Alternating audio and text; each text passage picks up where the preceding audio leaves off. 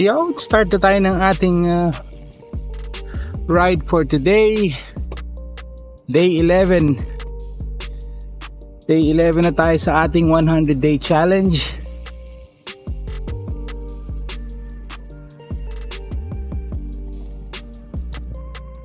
Today, medyo ang legs natin ay medyo masakit-sakit. Pero kaya naman. Siyempre, ano tayo? Hindi na tayo solo ride ngayon. Nandiyo na si Madam. Sama natin siya ngayon para sa kanyang tuloy-tuloy na bike therapy.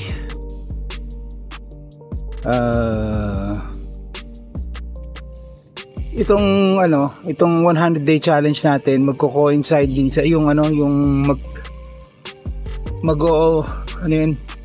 magkakaroon kasi ng Dubai Fitness Challenge. Yung ngayong sinasabi ko na from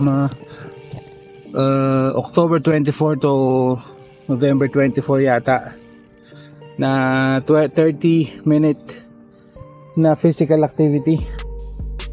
So nag-register tayo doon. So may mga prizes yan. I don't know the full mechanics yet. May mga prizes yan. Merong parang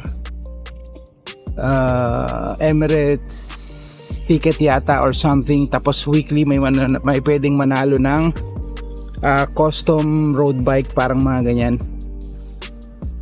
So ayan. So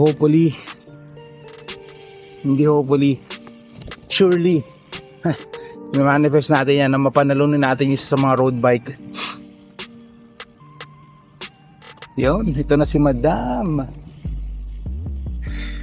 Good morning. Weather today, it's really paganda na ng paganda yung weather. Hindi na siya ma-humid. Maano na siya, yung sakto na. May konting lamig.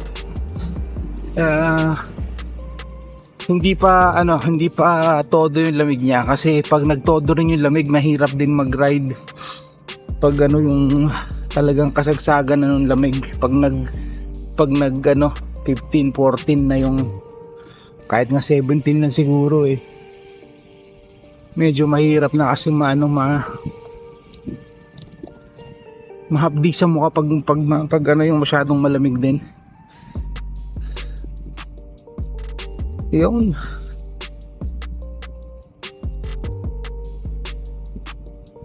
As usual, mahangin pa rin. At saka ngayon pala ganun ulit, 40 km ride ulit tayo. Si Madam 20 lang yan, kasi meron siyang something. So 20 km ride lang siya, 1 hour lang siya. So tayo, we will do our daily 40 km. Yon, let's go. Yon, pasok na tayo dito sa ating sa ating usual spot.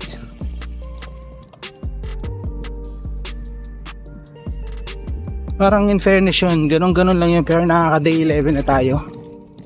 We will just take it one day at a time. Hindi ko muna iisipin yung 100 days. So ngayon, ang iniisipin lang natin ngayon to finish the 11 and go on to the 12. Yes, tomorrow. Ganun lang, para hindi tayo masyadong malunod. So kahapon nag 40 kilometers tayo, ngayon we will try to do 40 kilometers, or we will do 40 kilometers again today. Okay naman, hindi naman ako feeling laspag. Sakto lang.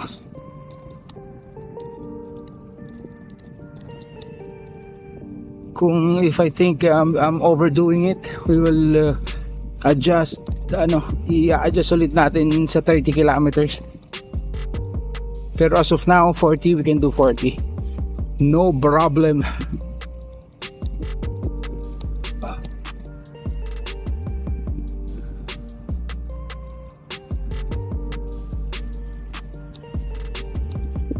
Ayan si Madam.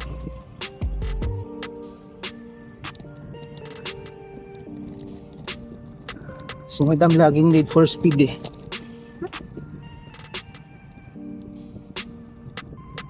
Let's go. Ayun, so far nakaka 12 kilometers na tayo, 38 minutes. Yung pace namin is normal. Hindi pala, slower than usual. So far 20 lang ang average speed. Medyo mahangin din kasi, pero konting part lang naman yung mahangin.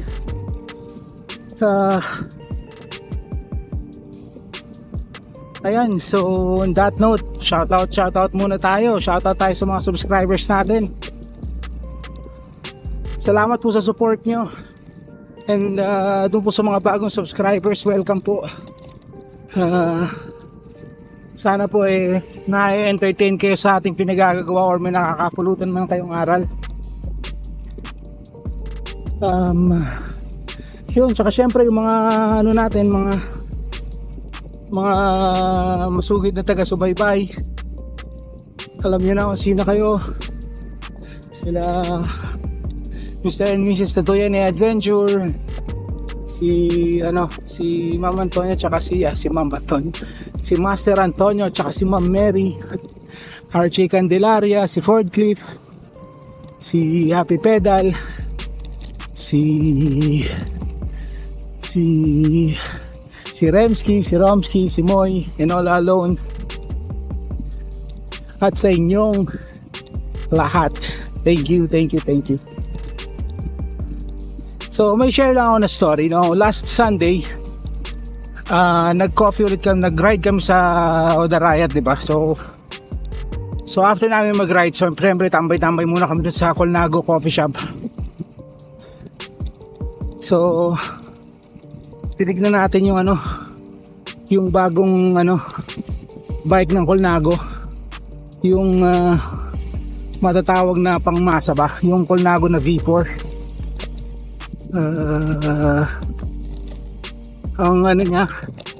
Ang component niya is na rin 105 na Di2 yung niya. Tapos sa alloy frame na din, parang ang weight yata ay 7.9, parang ganun. Ang lang sa kanya is siya, yung alloy na rim, alloy na wheel set. Then the rest yata is carbon. So yun lang, parang kumbaga, syempre kung isipin mo Colnago, kumbaga syempre usually ang presyo ng mga Colnago mga 40-50k. Ngayon yung bagong labas nila nasa 19,000 dirhams. So that's around, sabihin na natin $5,000 US. Sa peso mga nasa more than 200k, siguro mga 220 to 30 man yan sa peso. So yun lang, na-share ko lang kasi parang parang kumbaga kung say Colnago, parang sa akin ang nasa isip ko dyan na I wouldn't even dream of owning a Colnago kasi parang hindi on my hindi practical para sa akin to buy a 30,000, 40,000 na bike. Kasi kung hindi practical, wala naman tayong talagang ganyang pera. Kaya ayan. Tapos meron din siyang ito pala, pakita ko sa inyo yung itsura ng Colnago na V4. Yan ang itsura niya. So meron siyang kapareho ng price. Naman yung Scott Addict na na RC. Scott Addict na RC. Ganon din, same component din siya. Full carbon, sorry, yung Colnago full carbon din yun, except dun sa wheel set. So ito naman full carbon din siya, yung Scott na ano, Addict RC. Full carbon din siya. I'm not sure about the wheelset if it's carbon or alloy. Same price din. Pero ito ano, may offer ang sa Wolfies to, may offer ang Wolfies na pwede ka nilang ano, yung wheelset mo they can upgrade it for free. DT Swiss, I'm not sure what kung anong DT Swiss yun, basta 8,000 dirhams worth daw ng upgrade, it's free. So kung tutusin mo, Colnago, if you buy Colnago for the same price, full carbon pero alloy wheelset, 105 Di2. So sa Scott naman ganun din, same price, full carbon, tapos what do you call this, you got ano, yung may free upgrade ka na wheelset.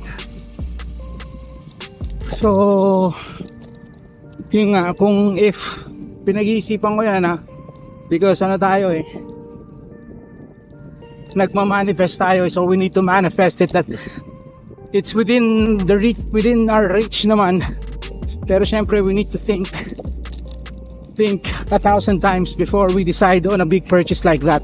For me it's a big purchase kasi talagang malaki siya So now I'm contemplating, or the dilemma is, are you going to pay for the brand, the Colnago brand, or you get the maximum deal? So yun, that's the dilemma. If syempre pag Colnago is Colnago, kumbaga the prestige is there. On the other hand, Scott is not so bad naman, plus you get yung hindi mo na kailangan mag-upgrade ng wheelset. Yun lang yung ating dilemma dyan. So titignan natin, we will manifest it, we will pray for it na makabili tayo nyan soon. Malalaman natin kung magkakaroon tayo ng new bike day na content. At saka maganda doon sa kung bibili ka na doon sa may Wolfies mismo, Wolfies Colnago, is they will bike fit you first before they give you the size. So yun lang ang masishare natin. So let's go, ride na ulit tayo. Si Madam sobrang layo niya, hindi niya makapagpigil. Let's go. Ayun, ganun lang yun. Tapos na yun, 20 kilometers ni Madam. So mag-exit na siya. Ako, I'll do another 20. Wow, another 20? 40 siya na nga. So Madam, ano masasabi mo sa yung bike ride today? I miss riding. Ha? I miss riding. Isang araw lang ako hindi nag-bike. Na-miss ko siya. Iyon. I'm ready Ayan. for 30 days challenge. Ayan, kaya nga nang sabi ko kanina, nag-register kami doon sa Dubai Fitness Challenge. So yan, at saka maliwanag na rin ang ating kalangitan. And napapansin ko, pag lumiliwanag na ng ganyan, lumalakas na rin yung hangin. I don't know kung what's the scientific explanation for that. Pero yan, medyo lumalakas yung hangin. Pero kasi ano lang naman, konti lang naman yung salubong sa hangin. So hindi naman siya masyadong issue. Konting issue lang. Ha? Papaalam na. Oh, yan na. Papaalam na si Madam. See you tomorrow. Magbabike ka ulit bukas? Yes. Oh, magbabike daw ulit siya bukas. Yun! Sige, clear ka sa pag-exit. Ready to stop ka sa mga pedestrian crossing, ha?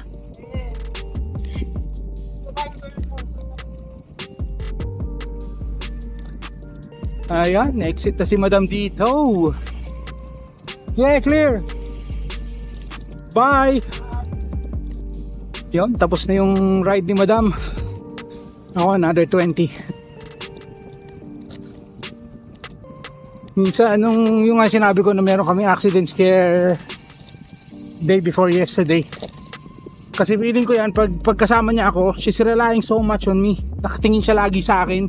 Hindi na nag-iisip. Kumbaga, hindi na tumitingin sa paligid-ligid. Yun nga, nakatingin na sa akin, inabangga pa niya ako eh. Ayun, let's go. Ayun, tapos na ang ating 40-kilometer ride for today. Day 11 is finished. Day 11, yes, day 11 is finished. Pa-exit na tayo dito.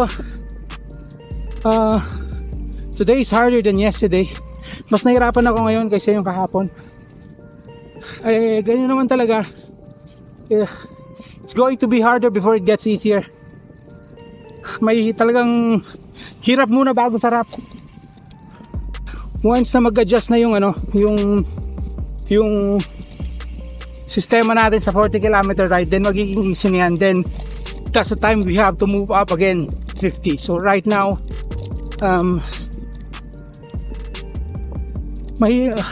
it's harder than yesterday, but that doesn't mean na talagang hindi kaya. Kaya naman.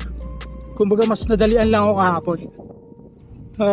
Tomorrow we will again do a 40-kilometer ride, but we will take it easy. Hindi tayo masyadong pupok-pok. Siguro yung magaan na pedal lang until makapahinga ulit yung legs natin, because right now my legs is really sore. Ano lang din. So kung yung 30 kilometers yung 40 kilometers nakuha natin ng 1 hour 45 minutes, siguro we will sagarin natin sa 2 hours yung 40 kilometers. Kumbaga tayo, easy ride lang tayo bukas para hindi tayo ma-burn. Ang importante ay masanay tayong nakaupo sa bike ng matagal. Ayun. Tsaka yan, lumabas na rin yung araw. Kahit pa paano nasinagan tayo ng araw. Kanina, couple ride kami. When I started, kasama ko si Madam. Dalawa kami nag-ride, pero 20 kilometers lang siya. Because she needs to prepare to work. And ako, so 40 ako, so yan. So abangan natin yung yung kung ano ba yung mechanics nung sinalihan natin, pinag-registeran natin na Dubai Fitness Challenge. I don't know kung magsisend ka ba ng video or what. Basta ang alam ko lang for now is you need to do a physical activity for 30 minutes every day for 30 days. Ayan, so tignan natin kung paano yan. We will update you as the day goes by. Sa ano pa naman yun October 24 pang start. So swerte tayo, magko-coincide siya sa 100-day challenge natin. Yun. Naka-exit na tayo to, malapit na tayo, pauwi na tayo. Yun, let's go, see you at home.